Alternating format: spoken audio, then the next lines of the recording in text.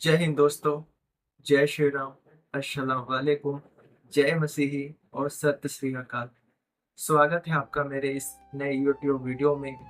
आज हम चर्चा करने वाले हैं कि भारत देश में अभी की स्थिति में हम सभी को धर्म के आधार पर क्यों लड़ाया जा रहा है, क्या उनकी मानसिकता है, क्या उनका उद्देश्य है और हमारे लिए क्या एक सीख है, जो कि आज मैं एक आध्यात्मिक दृष्टिकोण या स्पिरिचुअलिज्म के द्वारा आपको समझाने का प्रयास करूंगा मैं कि जो भी पार्टी धर्म के नाम पर आपको लड़वाने की कोशिश कर रही है उनका मेन मोटिव क्या है।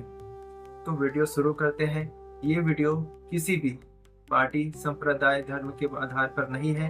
ये भारत के मुख्य प्रॉब्लम्स जो आने वाले समय में एक बड़ा भयंकर रूप ले सकता है उस पर बनाया जा रहा है।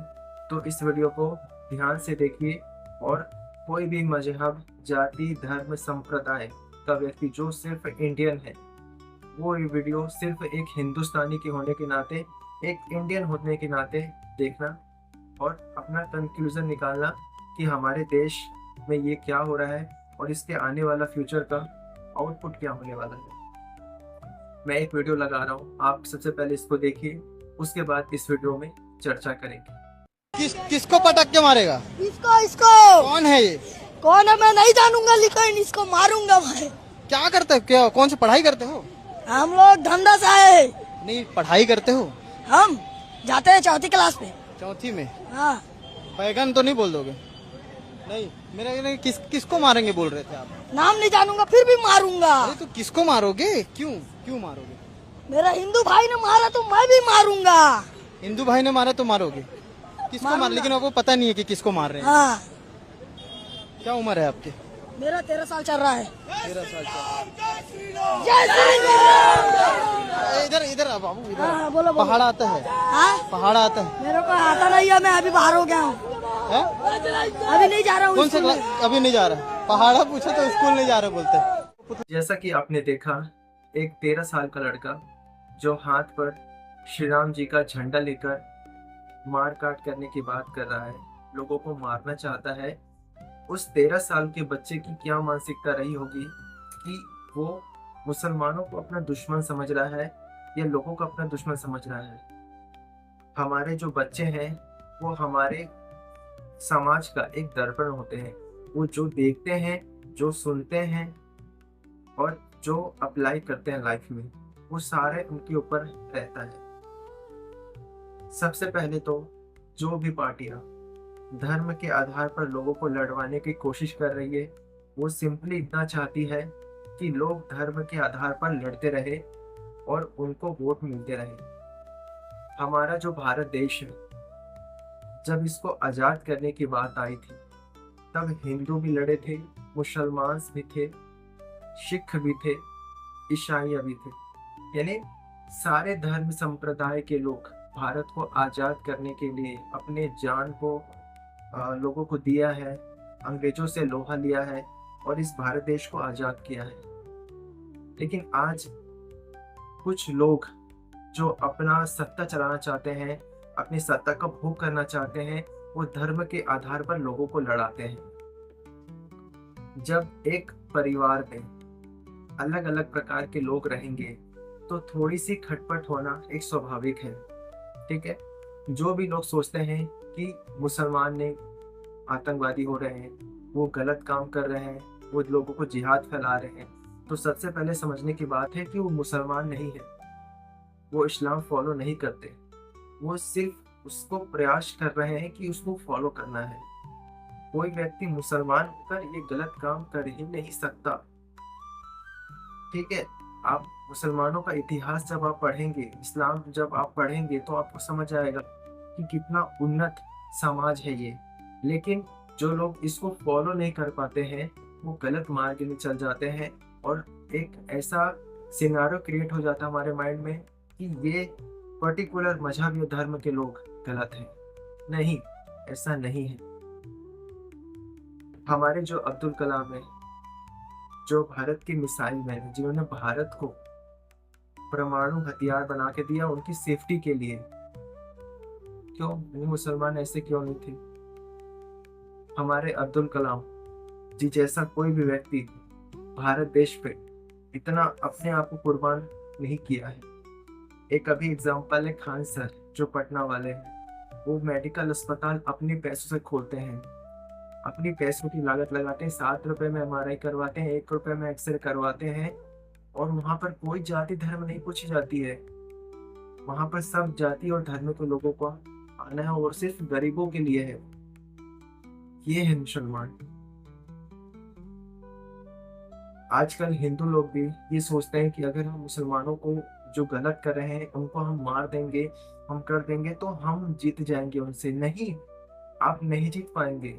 हमारे भारत देश का जो कानून है, जो गलत कर्म कर रहा है उसको दंड जरूर करेगा। और अगर कानून दंडित नहीं कर पाएगा तो सबसे हाई कॉन्सेप्ट प्रकृति नेचर उसको दंड जरूर देगी। हम एज ए हिंदू हमें हाथ पकड़कर चलना होगा। सिख से, ईसाइयों से, मुसलमानों से हम सबको साथ लेकर चलना पड़ेगा। ये हमारे भारत देश के लिए गर्व की बात होगी। हमें कभी भी कोई एक पक्ष देकर चीजों को नहीं टाल मटोल करना है कि ये गलत है। कभी भी जब आप न्यूज सुनते होंगे तो आप एक तरफा नजरिया देखते होंगे। आजकल जो न्यूज चैनल भी हैं वो ऐसे ऐसे हेडलाइंस यूज करते हैं ताकि लोगों के अंदर क्रोध बढ़े किसी एक संप्रदाय के लिए। कभी भी कोई भी चीजों को, कोई भी सिचुएशन को दो तरफा होकर सोचनी चाहिए। इसलिए हमारे देश में कानून की व्यवस्था की गई है। ठीक है, तो हमें किसी भी प्रकार से किसी से भी दुश्मनी नहीं है। मुसलमान भी अच्छे हैं, हिंदू भी अच्छे हैं, सिख भी अच्छे हैं, ईसाई भी अच्छे हैं और बाकी धर्म संप्रदाय जितने भी भारत में हैं सारे अच्छे लोग हैं। बशर्ते अगर कोई व्यक्ति स्पिरिचुअलिज्म है, जो स्पिरिचुअल को फॉलो करता है, वो अगर धर्म से जुड़ता है तो वो एक सही और सटीक व्यक्ति निकलेगा। जैसे कि हिंदुइज्म में मैं हिंदुत्व को फॉलो करता हूँ और मैं स्पिरिचुअलिज्म को फॉलो करता हूँ। स्पिरिचुअल और हिंदू जब ये मिक्स कॉम्बिनेशन होता है तब हमें समझ आता है कि हम सब तो इंसान हैं और हमारा जो उद्देश्य है, हमारा जो कर्म है और हमारा जो धर्म है वो तो मानवता है। हमें सबके लिए मानवता दिखानी है। अगर कोई व्यक्ति किसी के लिए गलत कर रहा है तो कभी ना कभी किसी न किसी जन्म में वो व्यक्ति उससे गलत कर्म किया है, उसके प्रति गलत भावना की है, तब वो उसका प्रतिरूप है। ठीक है, कुछ सालों से हमारे देश में सिर्फ धर्म संप्रदाय के लिए लड़वाया जा रहा है, लोगों को काटा जा रहा है, वोट के लिए बांटा जा रहा है। लेकिन भारत की जो असली प्रॉब्लम्स है वो कभी ऊपर आने दे नहीं रहे हैं लोग। महंगाई चीजों दर बदर बढ़ते जा रही है, डॉलर बढ़ता जा रहा है भारत के रुपए के सामने। ठीक है, सिर्फ लोगों को मुफ्त की सिस्ती बांट रहे हैं। जहां पर इलेक्शन होता है वहां पैसा दे दिया जाता है और ये सब चीजों को दबा दिया जाता है।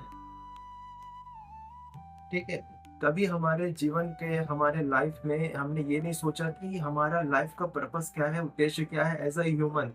और ये सारे संप्रदायों के लिए है। जो धर्म संप्रदाय फॉलो कर रहे हैं, करने का प्रयास कर रहे हैं, फॉलो तो करना काफी मुश्किल है। और जो फॉलो कर लिया वो अब्दुल कलाम बन जाएगा, जो फॉलो कर लिया वो खान सर बन जाएंगे, है ना। अपने स्वार्थ से ऊपर उठकर लोगों के हित के बारे में सोचेगा जब वो व्यक्ति स्पिरिचुअल को फॉलो करेगा, अध्यात्म को फॉलो करेगा। ठीक है, आज के समय में हिंदू सोचते हैं कि हम किसी को मार देंगे, हम अपने देश से किसी को भगा देंगे। आप ये सब नहीं कर सकते। ये एक प्रोपेगेंडा फैलाया जाता है आपको और उनसे अलग करने के लिए, एक वोट बैंक छीनने के लिए।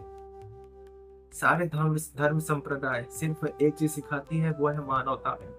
और मानवता 90 से 95% लोगों पे नहीं है, वो किसी भी धर्म का हो, किसी भी संप्रदाय का हो। तो आप एज अ ह्यूमन यहाँ पर फेल हो जाते हैं।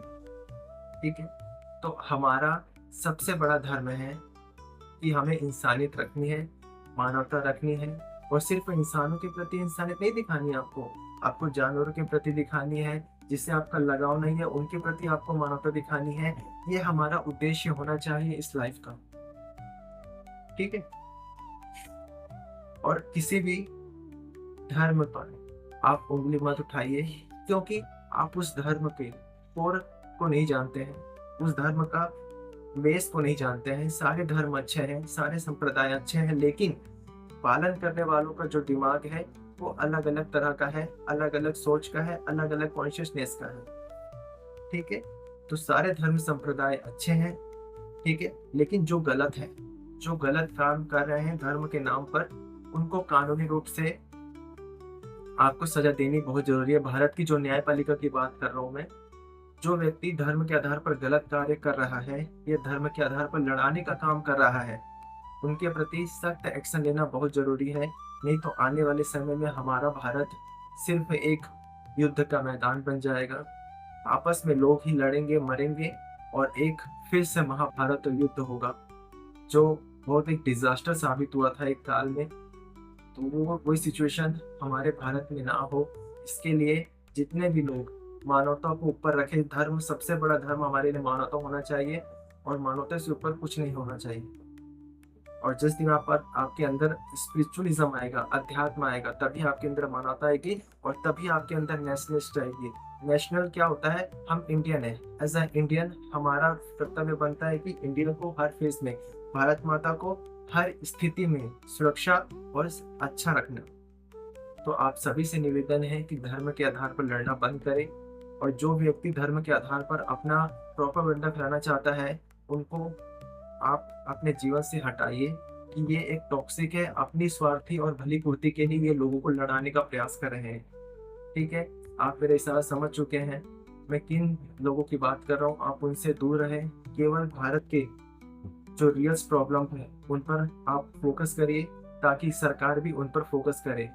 किसी भी देश की जनता जैसी होती है, सरकार वैसे होती है। अगर किसी देश की जनता अपने पॉपुलेशन, अपने इकोनॉमिक्स और अपने स्वच्छ चीजों पे रखना, अपने जीवन को विकसित करना, ऐसे लोगों का अगर परिप्रेक्ष्य होगा दुनिया में, तो वैसे ही हमारे लीडर्स होंगे। जैसे हम हैं वैसे ही हमारे लीडर्स हैं।